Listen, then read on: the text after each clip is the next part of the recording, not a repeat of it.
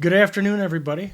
Thanks for joining us. I'm John Russell with the Business Source LLC, and we have Jared Whitman here with Whitman Media.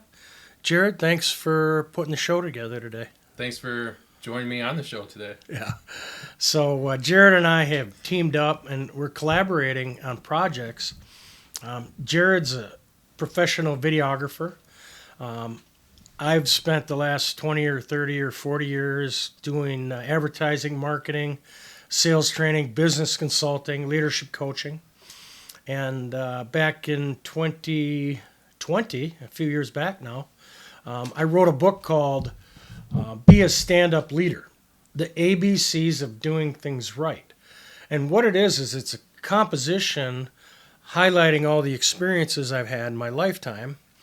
And I wanted to be able to share those lessons with people so that they could jump over any of the mistakes that they might make and help them become more successful more quickly. Yeah, I think that's awesome and so prevalent in today's day and age, right? Because like the market has shifted from you're a client, you're a prospect, you're a money machine right there, but now it's more relationship building and the relationship side and Completely. how can you cultivate culture and all that good Right. gooey stuff that The digital world changed some of the landscaping as it relates to advertising. yeah But because of my experience, I'm 64. I've been in sales since I was like 12. I am still going to lean on the traditional side for massive branding, for Yeah. reaching the public. Yep. Radio, television, outdoor, direct mail, all the legacy media. And I've jumped into the digital world, and video plays maybe the biggest part. Huge Of huge. digital. I was doing some research for this episode on advertising, which is what we're going to be talking about today. And let me find it here. Video is shared 1,200% more than text or links combined. Yeah. And that's according to Forbes. Right. So video is so prevalent in advertising and creating those connections, those relationship pieces, I think. And you can utilize video as not only just tools, but also as tactics when it comes to marketing and advertising and those types of pieces. But Yeah, I was reading my Monday morning memo from one of my mentors this morning, and I probably watched 4 videos. And one of them they promised was going to make you cry. yeah, It did. it did. I was crying. And I shared it on my Facebook page because I think other people need to see it because of the power, incredible emotional content that this story brought forward. And I love video.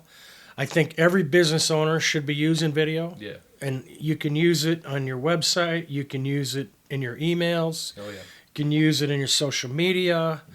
You can use it to share information with prospects and clients. Yep. I've always been a big campaigner for be a product of the product, Jared. Yeah. Get the camera out. Yeah. And if you want to get your point across, you could write a blog all day long. Right. Or you could sit in front of a camera and tell a quick story Yeah.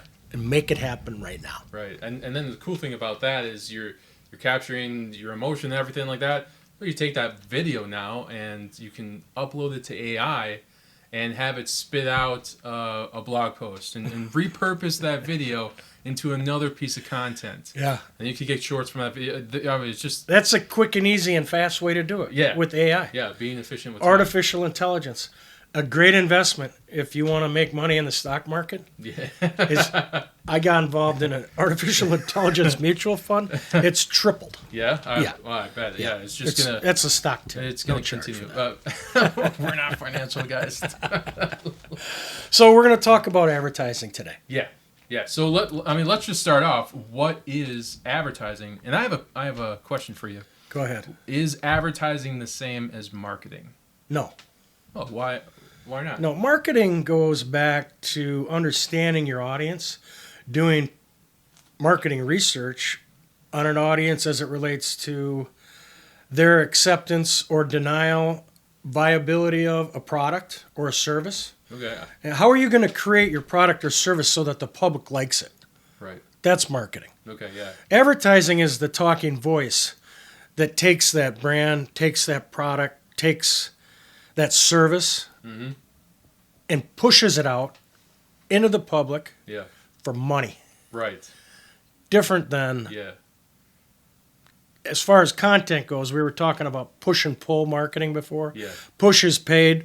Pull is I'm going to put content out. People are going to pull it down and reach out to me. Yeah. Yeah. You know, this is a pull campaign because we're creating great content over the long run. Right. Not looking for an immediate hit. We're not going to buy the audience. Right. Yeah. Does that make sense? Yeah. Yeah. How do you see it? I see it. I agree with you that advertising is different from marketing, but I think marketing is like the cultivation of a relationship between a brand and a customer. Right. And then anything that like anyone that's wearing the brand, Right. is a marketer. Because, Customer service is marketing. exactly. Not advertising. Everyone, yeah, yeah. But advertising is the money side. Let's try to get let's get the phone to ring, and then marketing complements anything. Advertising is carrying out the message that marketing creates. Yeah. Yeah. In a way. Yeah. Yeah. To get the sale. Yeah. Cool.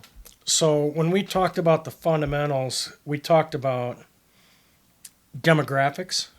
Yeah. I don't know. How do you see this rolling out? I mean, targeting is another aspect of advertising. There's so much I think in the advertising bucket. Yeah, let's talk about targeting and demographics. And I think there's two levels of demographics. There's what I call the top level demographics, so that would be age, income, location, home Right. value, The numbers. the basic demographics. Right. Who's my audience and how are they defined? Yeah, and where they're located and whatnot. Like these are our customers. Right. And then there's the psychodemographics, and you're going to have more knowledge than I will on that. Psychographics are related but different. Right. So can you Lifestyle. Can you explain that a little Yeah, bit further? psychographics are, when I look at an audience, what is their lifestyle? What do they do? Where do they go? How do they have fun? What do they buy?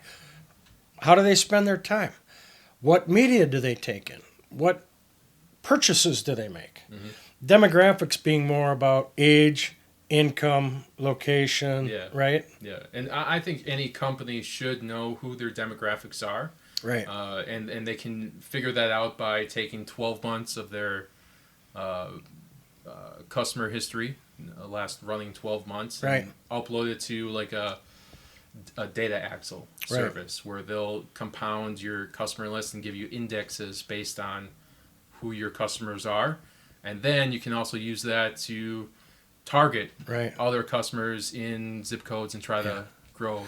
Targeting is really cool. If you do direct mail, that's one set of data tools Yeah. that you use for targeting. Yeah. If you look at the business.facebook.com side of the advertising business, the amount of targeting and the profiles that you're able to create are so detailed Yeah. and long and involved. It's amazing.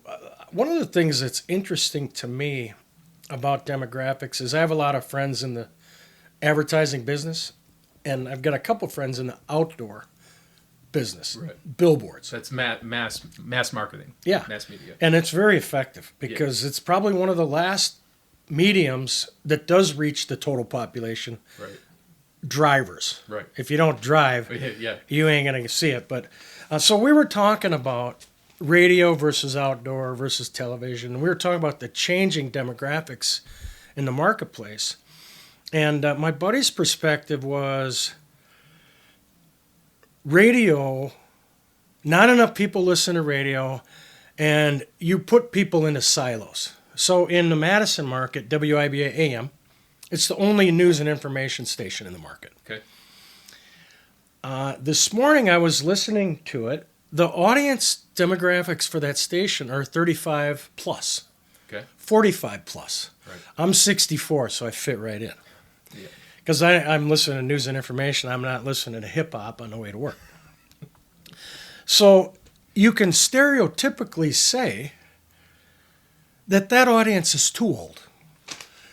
As a marketer and as an advertiser, you want to reach young people. You want to reach the people that like top 40. You want to reach the young people who are spending all their time on Spotify or or YouTube or whatever. Right. So I'm listening to the radio this morning for my client's 5:50 a.m. farm sponsorship.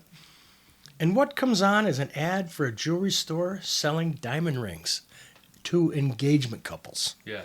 And I'm thinking, okay, what's the demographic of that, Jared? I don't even know. People that are going to get married. Oh, okay, yeah.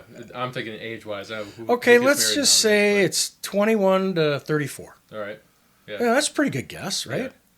So they're selling diamond rings on a station that's 35 plus to 21 to 34-year-olds. Yeah. It kind of shoots that whole idea right down, doesn't it? Do you think that is the? I think there's so many variables in here, and There are. like, is that It's complicated. Yeah, it is complicated, and I don't think I want to get down in this rabbit hole of complication. I gotcha. I just thought I'd bring up that But point of information as it relates to demographics. right, yeah. Who are your demographics? Who are your Yeah, target? what vehicle are you going to use to reach your audience? And What medium? It shouldn't just be one vehicle. You should Correct. differentiate across multiple different You mediums. can. There's a true and a false to that. I agree. Mass media, you can't go into a campaign and try to buy a bunch of different media. Nobody has enough money to buy them all except for Right. big hospitals. Yeah. People with millions of dollars. Right. Well, we're talking to small, medium-sized Right. businesses, but I still think that when you look at a marketing budget, Right. you shouldn't put all your eggs in one basket. I agree. Like I talk to young marketers nowadays, and they're like, "We're going all digital," and it's That's a mistake. home service companies. And I'm like, whoa, let's slow down. Look, you got to look at direct mail. Right. Direct mail, what? No.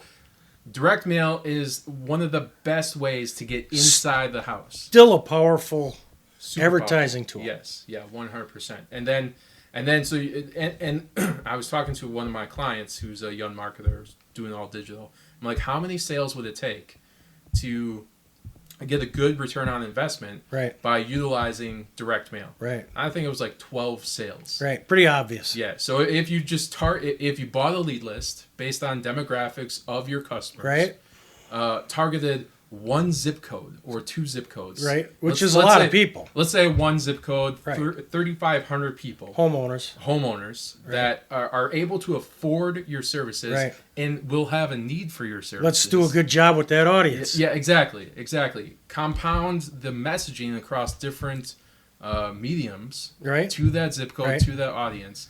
But then, let's say you get 100 calls, Right. okay, which is low. Not really. That's a lot of calls. Okay, well, in 100 my calls? experience, in my experience, 100 calls is a lot. in my experience. Okay, 100 calls, and then let's say 30%, so you get 30 sales at an average order of, let's say, $10,000. Right. That's big money So that has for a small business. That's already paid for your direct mail Yeah. campaign. I agree. So just The looking other at the thing with numbers. direct mail, and this is true of a lot of different mediums, is you have to have enough frequency. Yeah, One delivery doesn't work. to a homeowner, it's a single delivery. It's a waste. In the world of, I'll use realtors as an example, they try to have a frequency of 7. Okay, that makes sense. Yeah. So they're going to identify a zip code. And we were talking about A/B testing, which is interesting, which is sending one card with one message and one picture and one headline to an audience, and then sending another card with a different picture, different headline, different message to the same audience, seeing which one produces the best results. Yeah. So when you have a direct mail campaign with a specific audience like a zip code, you're probably going to need to send 3 or 4, 5, 6, 7 cards. And it's a campaign Yeah. over time. It's not like we're going to send 7 all at once. Right. You definitely do not want to send. I mean, you'll probably get some pissed off customers. Yeah, you're oversaturated. Yeah. Exactly. Yeah. But, 7 over the course of a year, Yeah. now you're building a relationship. Yes. Yeah. And that's what we're talking about. Yeah, and that's why direct. I think we're kind of going down a rabbit hole. But that's okay. We wanted to talk about demographics. Yeah. I like so prospecting. If you're sending to brand new customers Right. or prospects, I like to send to at least 6 to 12 times per month, depending on how much growth I want to do in that zip code or in that zone. If you're really hot on it. Yeah. Then you're going to go after 12. Every month you want to send a postcard to them. Yeah. It just makes sense. But I also have done campaigns where we send 3 throughout the year. Or 6 throughout the year, just to test. Depends on your budget. Exactly. What you're trying to accomplish. Yeah. Whether or not you've got the creative wherewithal to be able to deliver 4, 5, 6 different images, different creative approaches. Yeah. And each one may appeal slightly different to a different type of person. Correct. And then you get into psychographics. Yeah. Which is another story. Should we touched on it before. Should we go into psychodemographics? Well, I think just really, we talked about it before. Demographics are top level numbers. Numbers. Numbers. Yeah, and age, income, yep, household, yep, geography. Pretty specific, right? It's a good way to look at it. Numbers. Census data. Yeah. Is what demographics come from. Psychographics, quite simply, targeting people for lifestyle. Okay. Some people like the outdoors. Some people like to go shopping. Some people like to buy retail. Some people like to buy online. Different personal preferences. Right. More psychographic than demographic. What do you think? I'm interested in that. How do you take the psychodemographics of a customer and build a marketing campaign or an advertising campaign to connect with them? Yeah, it's the same approach creatively, although the creative is adapted to be more in alignment with their lifestyle. Okay. Their dress, their environment. Yeah. Indoors, outdoors. Psychographics are what kind of car do you drive, maybe. Okay. Lifestyle. Okay. Where do you like to grocery shop? Right. How often do you buy new shoes? Those are different kinds of questions besides how much do you make? Right. Where do you live? Et cetera, et cetera. So it's just numerical data, like the census would give you, demographics, demos, versus psychographics, which is the study of lifestyle and understanding that your message needs to be in alignment with that person's level of lifestyle interest. Does that make sense? It does make sense, but can you share an example? Putting you on the spot. Yeah, no, let me just play it like this, real simple. In the summertime, if I'm going to target an audience, and let's just say I have an outdoor sport and recreation business, Dick's Sporting Goods, for example. They're a national brand. They're all over. You see them in every mall. They're big on selling golf equipment, baseball, equipment for sports. Sports is a lifestyle. So when you're looking at your advertising campaign, you're going to look at demographics and say, I want to target 18 to 24-year-old women. And so what sports are 18 to 24-year-old women in? Golf, tennis, softball, quite a few, swimming. Yeah, swimming. So when you develop your creative, you're going to develop it not only in alignment with what you want to sell, let's say it's softball equipment, but your imagery and your video are going to be all about women playing softball. Yeah. That's a psychographic creative approach. Okay. You already know who your demo is. Right. Women 18 to 24 who play sports. Yeah. So it's just a study of lifestyles. It's really pretty simple. Okay. I think when I was working as a director of marketing, I was just starting to get into the psychodemographic marketing space. Does a company need to have a certain budget to dive into the psychodemographics, or I'm kind of going That's off. okay. So what I think, and you feel free to disagree with me, a company should get used to targeting top-level demographics, the numbers, age, income, location. the numbers, yeah, the number demographics, and then once they have a handle on that, right, dive into cycle level demographics Correct. and build those long-term relationships. Subset Okay, yeah. of your targeting. Yeah. That's what we're talking about. Yeah. Okay. So yeah, absolutely. It's pretty simple to define your audience by age and income. Right. It's a little more difficult to define it psychographically. And in order to understand that, you have to be able to tap into research. Right. And a lot of the media companies have that available to them. Nielsen is one of the big research companies right now in media, radio, TV, digital, the whole thing. So you're going to pay to play. Right. If you want to understand your audience in a scientific way, then you're going to pay for research that identifies not only the demographics, but the psychographics of the audience you want to roll with. Facebook is great at helping you define that through their selection process when you begin to build your campaigns. Yeah. So not all businesses are that advanced. Right. Most people understand either through social media, search engine marketing, radio, TV, print, whatever, direct mail. Yeah. All the data's right there. Right. The post office will provide you with your demographics. Yeah. And they'll tell you where to go with it. It's all pretty much online. Yeah. Data. I love data. Yeah. It's out there. Should we talk about the fundamentals of advertising? Sure. Where do you want to start? Well, there's traditional and digital. Right? And then I have reach, frequency, and consistency. Oh, yeah, okay. I bang that drum pretty hard. I think I think that's a your note there, right there. Yeah. Yeah. In the book, Be a Stand-Up Leader, the ABCs of doing things right, I go into in-depth conversations about understanding the differences between traditional media, relational media. Yeah. Is that what we're talking about here? Yeah, I would say that. So in today's digital world, there's a large percentage of the population that believes digital is the magic bullet. Right.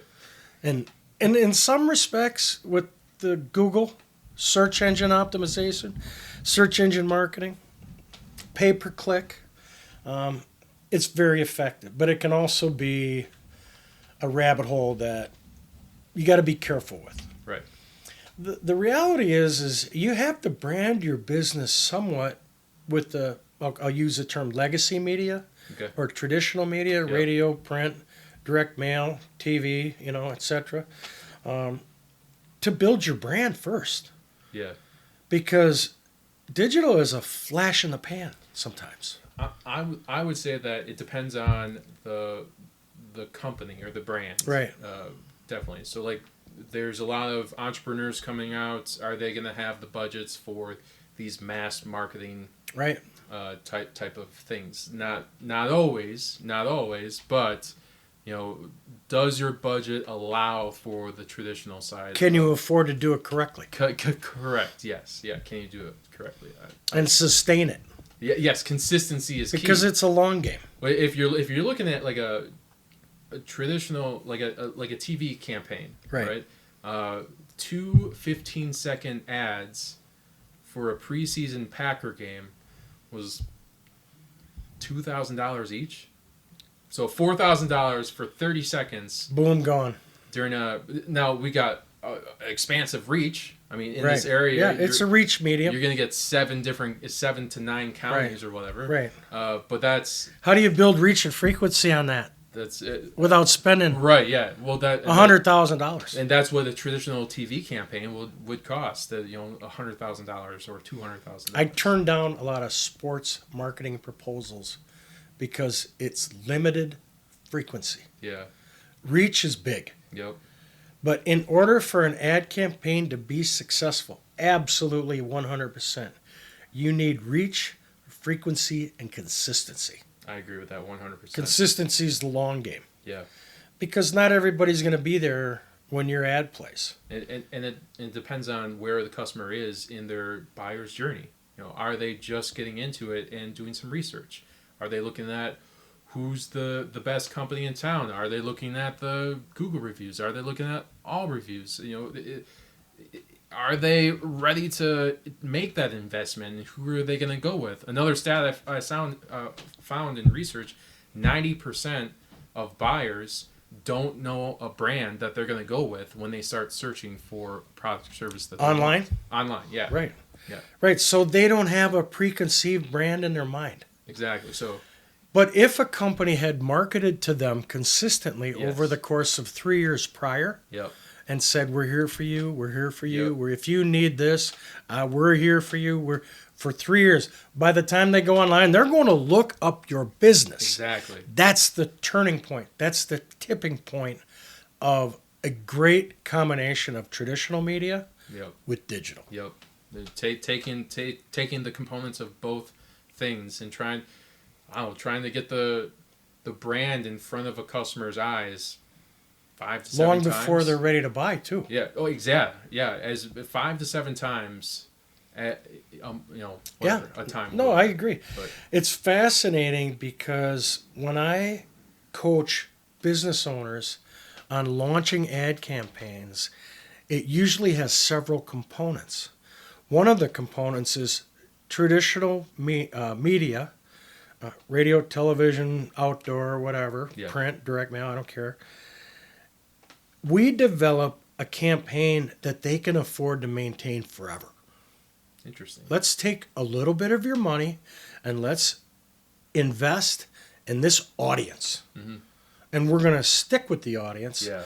And you can afford to stick with the audience, even if it's a micro campaign. Right. You don't need to dominate the whole thing. You don't need to be everywhere all the time, but you need to be there every week or every other week. So forever. Getting messaging into a specific age or demographic. Yeah, tell your customer. story Yeah. over the course of time with consistency. Right. And what happens is you build frequency Yep. horizontally a little bit at a time. Your audience grows exponentially so that eventually your reach and frequency becomes enormous. Yeah. It's incredible. And so that's the baseline program. And then what you want to do is supplement it with a digital investment Mm-hmm. that's going to be a little bit more targeted, a little bit more narrow. Yeah. And that's your social media. That's your Facebook, LinkedIn, YouTube. What are some other channels? OTT. Twitter, OTT. Yeah, yeah. Well, that's beyond social media, but I think like you utilizing the demographics of that. So like if businesses invested in a lead list, Right. so then they would have all this information, and then they could just upload all this data to display ad campaigns and geofence the targets or OTT and just get their What is OTT again? over the top. Okay. So that is any streaming service that Okay. that has ads, Okay. but that doesn't count as YouTube advertising. Okay. That's separate. What was I thinking about? I think it's. I'll come back to this thought in a second, but ultimately, a combination of traditional media with digital, play the long game. I call it guerrilla flighting. We're going to do a high frequency campaign, then we're going to do maintenance. We're going to run a high frequency campaign, then we're going to do maintenance. And that's how you reach your audience with consistency and frequency over time affordably. Yeah. Any small business owner can develop that kind of a guerrilla approach using reach and frequency and consistency over time and afford to do it if it's built correctly. Yep. I'm 100% sure of that. I agree with that. You just have to have the right person who can guide you so that you don't throw your money away. Right. That's the thing that drives me craziest is when I see somebody making mistakes on an ad campaign and they're wasting their money, Yeah. I go bananas. Yeah. I can't handle that. Yeah. So the good fortune for me is I'm able to construct these plans Right. to prevent my clients from going down the wrong path. Right. Yeah. I think that's super beneficial for a guy like yourself, and a guy like myself. I would say to help businesses optimize budgets and just take advantage of the customer base and getting the message in front of the customer. The other side of it is relationship building, Yes. relational advertising. Yeah. And I use that word because relationships aren't formed overnight. Right. They're formed over the course of a period of time. Yeah.